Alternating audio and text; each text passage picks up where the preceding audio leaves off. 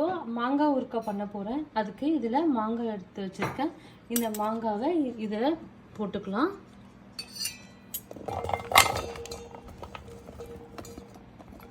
இந்த மாங்காயில் ஒரு 2 ஸ்பூன் உப்பு போட்டுக்கிறேன். இந்த ஸ்பூனில் பெருங்காயம் போடுறேன். ஒரு 2 ஸ்பூன் காஷ்மீரி சில்லி போடுறேன்.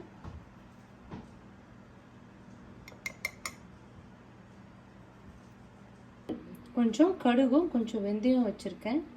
இதையும் கொஞ்சம் இதை போட்டு நல்லா கொஞ்சம் வறுத்துக்கலாம். எண்ணெய் எல்லாம் எதுவுமே விடாமல் அப்படியே வறுத்துக்கலாம்.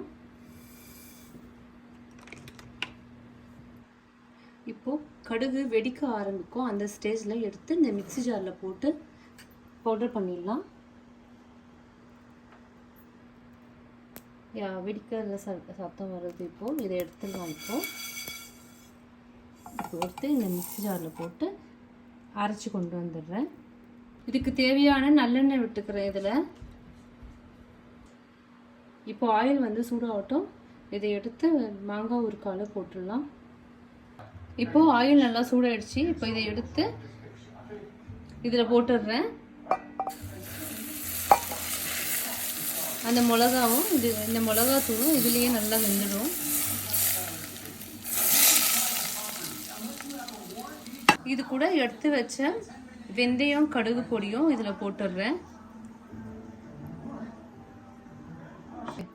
இப்போது கலந்து விட்டுடுறேன்.